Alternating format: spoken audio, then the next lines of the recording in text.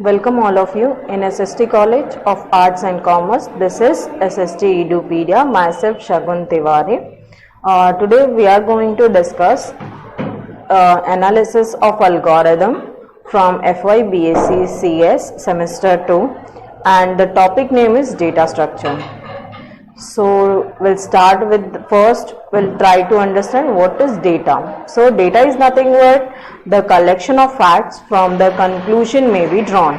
Okay, for example, like temperature, or data can be temperature, or it can be anything which we take into the consideration, or any kind of information can be, we can say it as a data. Okay, so there are different types of data. Textual data means if we write any person's name or address, then it is in the alphabetical form. So textual, it's considered as the textual format. After that, numeric is also there, like your mobile number and ID.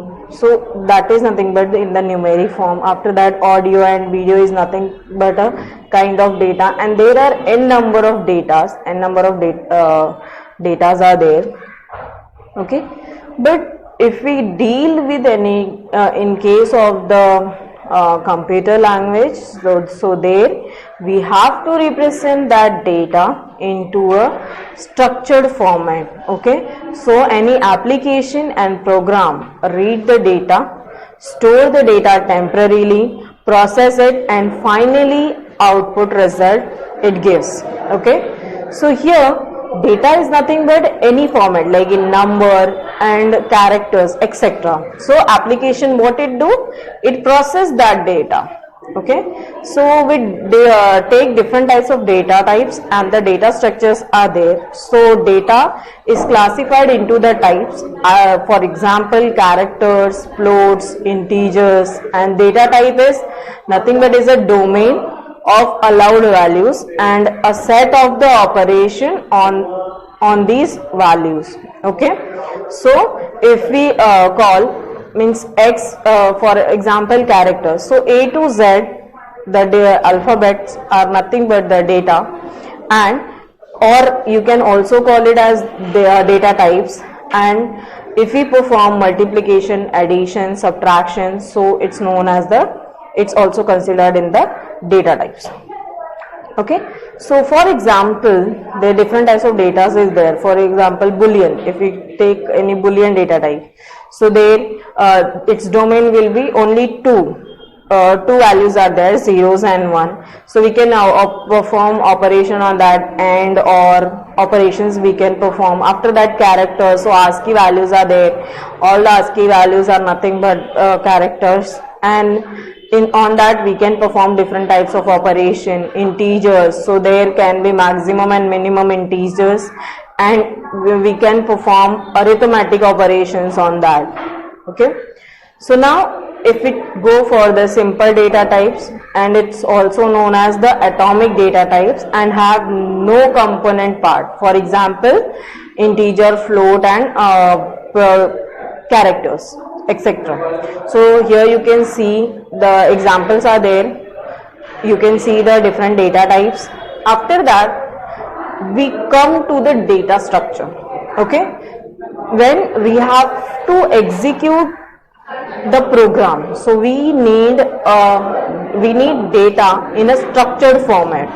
So a particular way of storing and organizing the data in the computer so that it can be used efficiently and effectively is known as the data structure. So data structure is a logical or the mathematical model of the particular organization of data, and a group of elements grouped together under one name. For example, array of integers, so that is nothing but the data structures. Now data types and data structures. So simple data structure we studied. Now the structured data types, so it can be broken into the component parts, like an object or array or a set or a file. So those are nothing but the structured data types. Okay, for example, example is there, just like name, age and branch is there. So different components are there in the structure data types. Now we'll discuss the types of data structure. So if we go for the types of data structures, so n number of data structures are there. So first, as you can see in the image, it's nothing but the array. Okay, you can see that data structure is known as array, and after that it's linked list, because you can see each node is connected, linked with the another node in case of the linked list. We also represent data in the form of tree. So this is nothing but the tree data structure. After that queue, so this is nothing but the queue data structures, and at the end stack. So stack is the data structure where the second means the one end is closed and only upper end is open. Okay, what is the need of data structure? First need of data structure is to always organize the data in case of the application programs. After that, criteria to facilitate efficiently, like storing the data, retrieval of data and manipulation of data is easy when we use the efficient data structures. And at the end, design issues. So select and design the appropriate data types, and this is nothing but the motivation to learn and understand the data structure. Means we can select the different design as per your applications.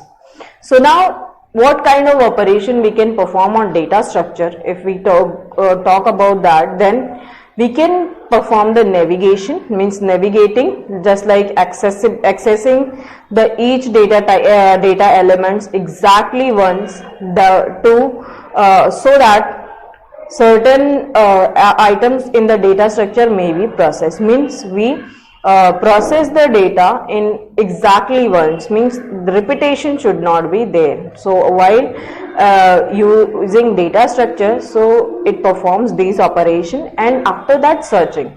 If a large data set is there, then for data structure can be used, data structure operation can be performed on that for searching the element. If you want to find the location of any key or element in the structure, and after that insertion, you can add new data elements to the data structure if your data structure is organized in a specific manner. After that, data structure operations. So again, next after insertion, you can also use deletion. Means you can perform the deletion operations. Means if any set of data is there, then what you can perform the operation of the deletion. If you want any object or any data to remove from the data structure, so that operation is also possible. And then sorting. So sorting is nothing but arranging the data elements in the logical orders, like it could be ascending order or descending order, or by using different algorithm you can sort it in the different formats. And then merging means combining the different data items from two or more data structure into a single data structure. To form a single data structure, we can merge two different data structures, just like in case of address. So their numerical values are also there and character is also there, right?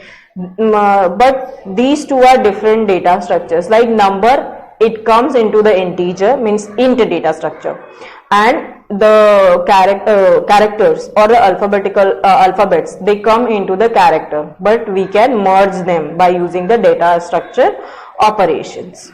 Okay, so first of all, algorithm. As I said, we need different types of algorithm to access the data structure. So algorithm is nothing but a finite set of instruction which accomplish a task, a particular task, and a method or process to solve a problem.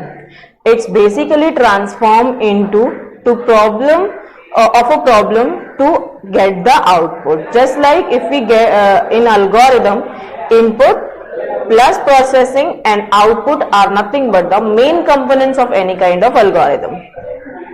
So if it wants to get, means is the algorithm is good or not, is it efficient or not, then there are, means what is the main characteristics of the good good algorithm. So there it must be correct first of all, and it must be finite. Its size should not be n number of steps are there. No, it should be finite. So it must terminate after performing the operation. It should not go till the infinity, and it must be unambiguous, means it should be clear, means which is the next step, which is the step to be taken on the next. Okay, it must be space and the time efficient. Okay, for example, here you can see an example simple algorithm for, as you can see, find maximum of A, B and C.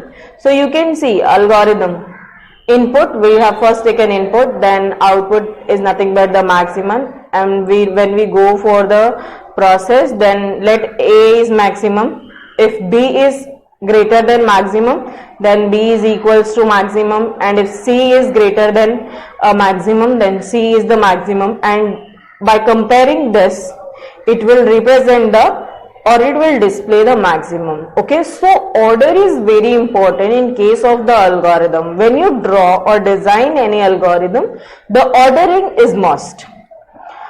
Next is nothing but the algorithm development basics. What could be the basics things we have to take care in consideration while drawing the algorithm? First, what is output required? Our main goal should be fixed.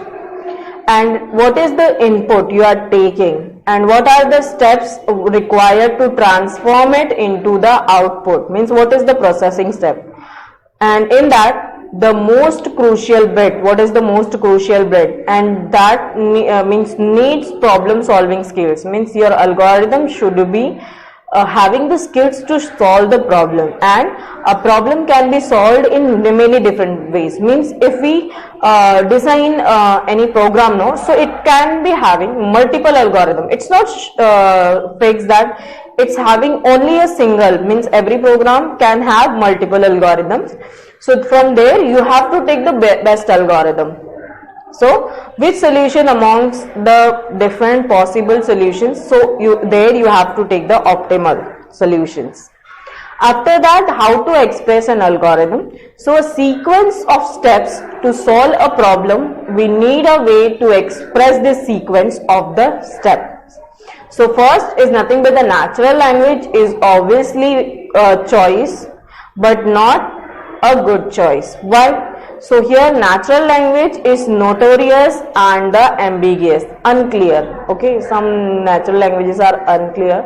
So programming, if we choose the programming languages, then programming languages could be another choice, but it is not good choice. Why? So the reason is algorithm should be the programming language independent. It should not be dependent on the programming language. It should be in the natural language. Okay, so we need some balances, just like we need to programming language independence algorithm, and we need clarity in the algorithm, and pseudocode provides the right balance to the algorithm. Okay, and then first we'll see what is the pseudocode. Okay, so pseudocode is nothing but a shorthand way of describing a computer program. So rather than using a fixed syntax of the computer language, more general wording is used. So it is the mixture of natural language and the programming languages expressions in the semantics way, and by using pseudocode, it is easier for the non-programmer to understand the general working of the program. Means if any person who is not aware with the programming, they can understand by using pseudocode. So if we see about the pseudocode guidelines, what could be the guidelines for the drawing any pseudocode? So use programming language construct that are the constituent that modern high level languages like for example C++ and Java So you can consider that and use the appropriate comment for the clarity and be simple and precise while drawing any pseudocode. Okay, so these are the guidelines for the pseudocodes. Thank you.